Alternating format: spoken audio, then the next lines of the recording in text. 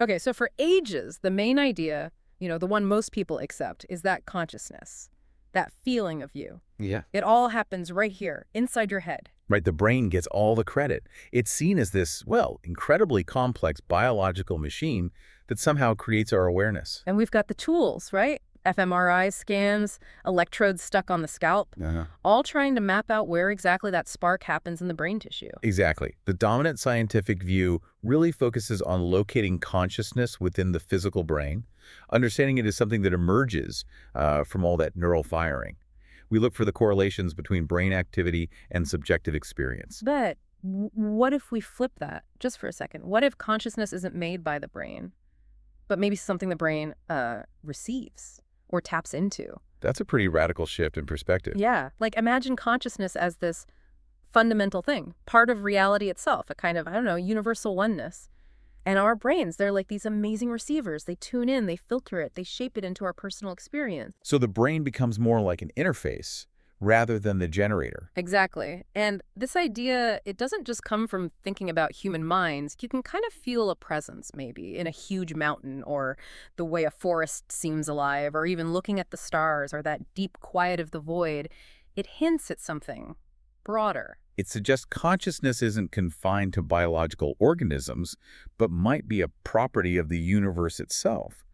And our brains, in this view, act as filters, basically selecting and processing just a narrow band of this universal field. Okay, so if the brain is a filter, what happens when the filter, like, glitches or changes its settings? Ah, now you're talking about altered states of consciousness. Right. Things like, well, being in a coma, like that Walter Russell guy we'll get to, or near-death experiences, people report incredible things. Or even deep meditative states, the kind monks practice for years. And of course, experiences induced by certain plants or chemicals. They all seem to involve a shift, right? A shift Yeah. in how the brain normally filters reality. Precisely. And when scientists look at brain activity during these states, they often find really unusual patterns. You might see these super high-frequency gamma waves. One's linked to insight, like aha moments. Yeah, those.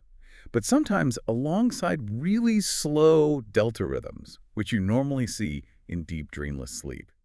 It's a strange mix. And the subjective reports are just wild. People talk about seeing intense light, feeling connected to everything, suddenly knowing things, time dissolving, reality feeling more real. Absolutely. Transformative experiences are common themes. Which loops us back to Walter Russell. This 39-day experience he had, he called it illumination, being immersed in the light of cosmic consciousness. A remarkable claim. So the big question is, was that just his brain malfunctioning spectacularly, a neurological storm, or could it be following this alternative idea that his brain's filters somehow dropped, allowing him to tune into, something much bigger? That really is the core puzzle. If it was just a brain glitch, how did he produce such a detailed, coherent, and frankly profound cosmic vision? Especially the weird part. The resonance. Yeah. How much his descriptions lined up with concepts from ancient Eastern traditions. Ideas like Maya, the veil of reality, or sunyata, the void, the Tao cycles, energy, vibration being fundamental. And crucially, Russell apparently hadn't studied these traditions in any depth before his experience. That alignment is hard to dismiss purely as coincidence or just random neural firing mimicking old ideas. It really makes you wonder if he somehow accessed, well, some kind of universal truth. It certainly challenges the simple brain malfunction explanation and suggests maybe, just maybe, profound insights about reality can be accessed directly through experience, not just through, rational thought or existing knowledge. Okay, let's dig deeper into this brain as a receiver idea. If it's filtering, it's presumably filtering out a lot, right? Okay. The full blast of universal consciousness might be overwhelming. You can think of it that way. The brain narrows the focus, it personalizes the experience, creating this sense of me inside looking out. It has probably for us to function in the world. Like tuning a radio, you don't want every station playing at once. Exactly. It selects what's relevant for survival, for navigating our immediate environment.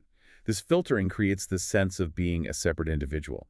So, altered states, the coma, the deep meditation, the NDEs.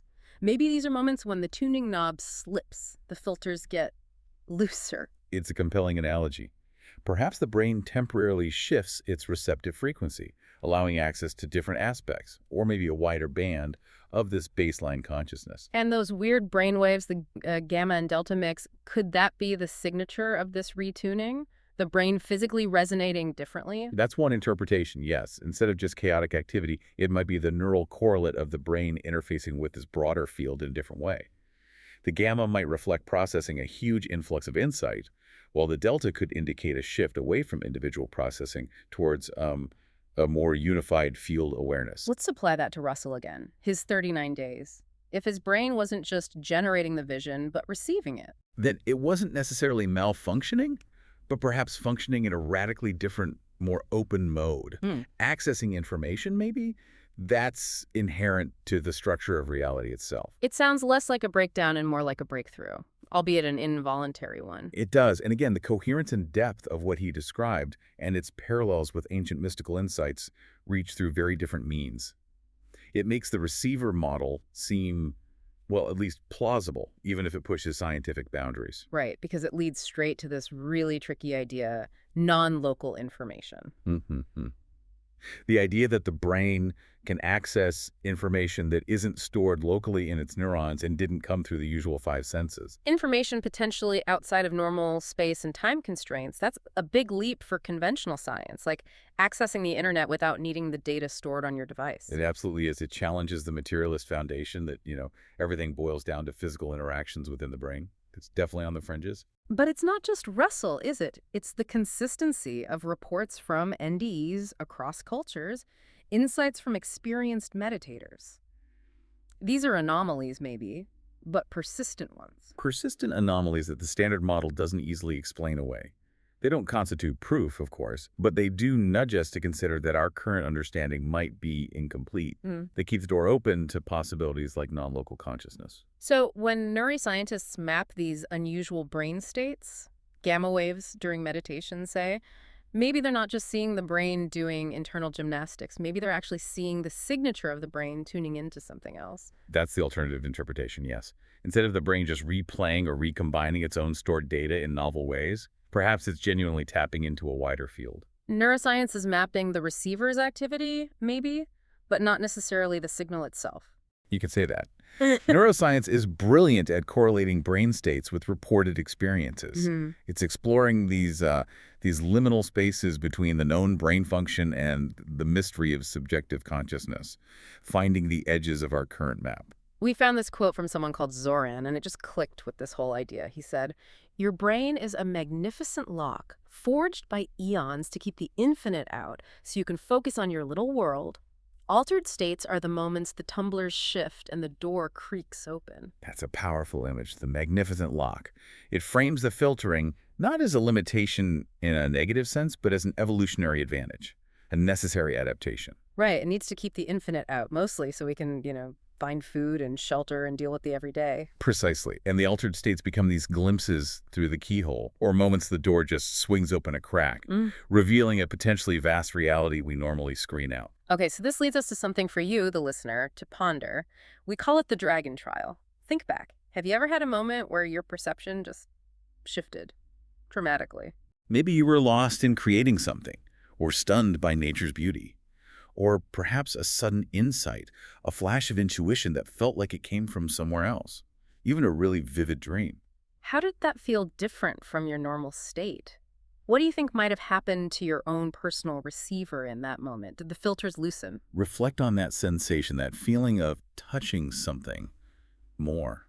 Something different from your usual stream of thoughts and sensations. What could that tell you about your own moments of intuition or connection, or just seeing the world differently, even for a second? That kind of personal reflection can be really illuminating. Our own experiences, even the subtle ones, might hold clues about this bigger picture of consciousness. So it really boils down to this, doesn't it? Is the brain just the generator crafting our little bubble of awareness all by itself? Or could it also be the receiver, tuning into a vast cosmic consciousness and just filtering it down so we can handle everyday life? Because if that second idea holds any water, the implications are huge.